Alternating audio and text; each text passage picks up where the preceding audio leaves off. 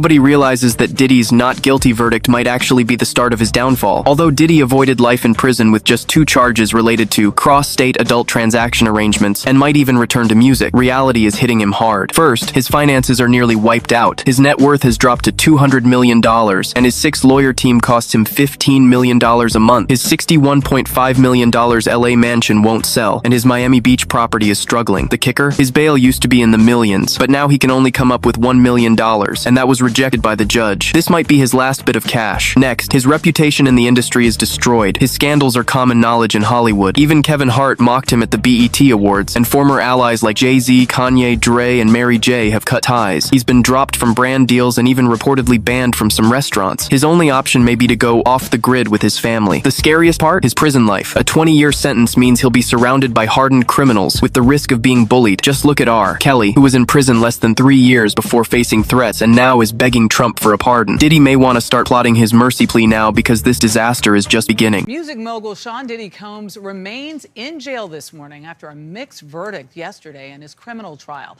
Last night, a judge denied his request for bail, pointing to the defense's own closing argument where they admitted Combs is violent.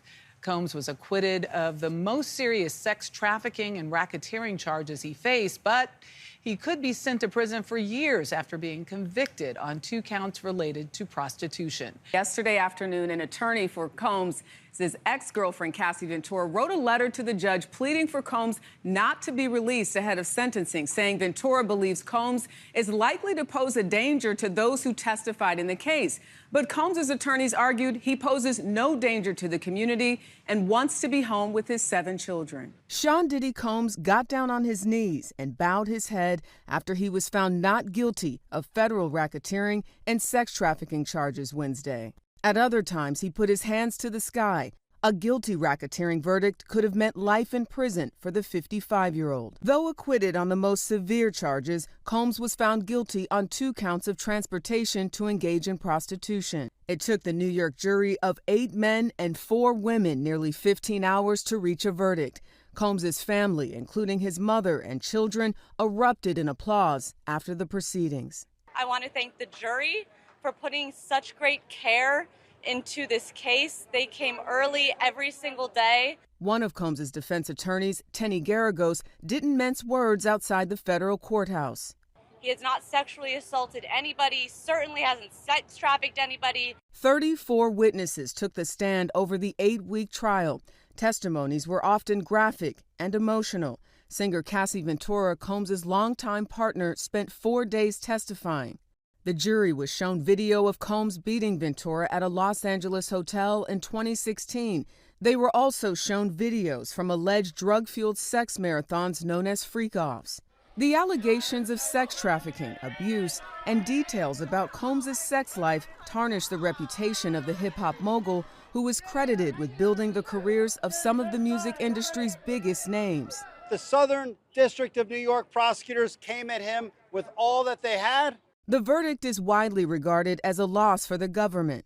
But yesterday, Doug Wigdor, the attorney who represented Ventura when she reached a $20 million settlement with Combs, told reporters his client is doing well. We're pleased that he's finally been held responsible for 2 federal crimes, something that he's never faced in his life. He still faces substantial jail time. A hearing is scheduled for next Tuesday to discuss Combs' sentencing for the transportation to engage in prostitution. Combs' attorneys want to move up the sentencing, which as of now is scheduled for October 3rd. Combs, according to the judge, will receive 10 months of credit for the time that he has already served. How long is Diddy going to jail for? The odds are out on Stadium Live for how many years in prison Diddy will be served. Under 10. Under 10? Yeah. Why? He didn't get charged with trafficking. So if that's the case, it's already going in Diddy's favor. He's getting under 10. The judge is coming down. They're hitting him with at least 20 years. Under 20. Under 20. No man. way, I'm bro. telling you, man. Everyone's gonna be shocked. I'm telling you, it's not gonna be that bad. And then we're gonna be like, damn. Bro, this guy has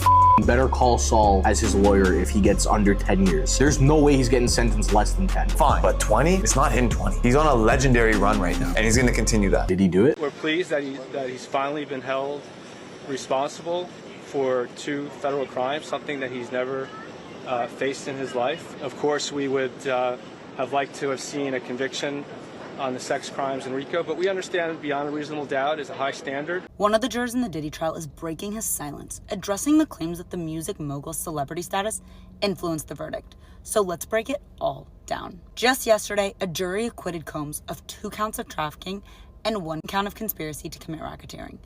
But he was convicted on 2 counts of transportation to engaged in paid workers. Now, a juror who asked to remain anonymous due to fears of online abuse and cyber harassment is speaking out. The juror pushed back on suggestions that fame swayed the jury. They said, "We spent over 2 days deliberating. Our decision was based solely on the evidence presented and how the law is stated. We would have treated any defendant in the same manner, regardless of who they are." The juror called the idea that celebrity played a role, quote, highly insulting and belittling to the jury and the deliberation process. They added, "I have nothing else to say."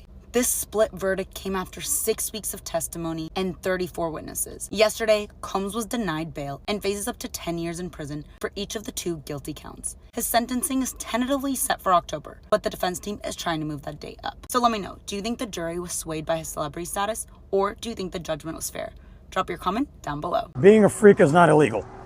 So we can make all the memes and the jokes about the lube and the baby oil and all that stuff, but being weird is not a crime. Without giving too much of an opinion, I feel like just how people saw him before was slightly changed compared to now. The things that they did get him for, kind of saw that coming. But the other things seemed like they were just trying to tack on more things. And as soon as they dropped some of the charges, I knew that was it. It was done.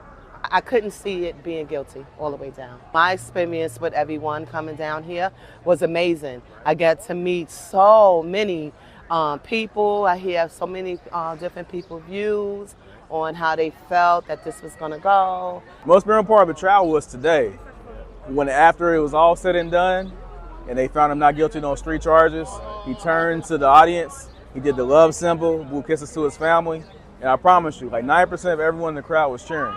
I feel like something out of a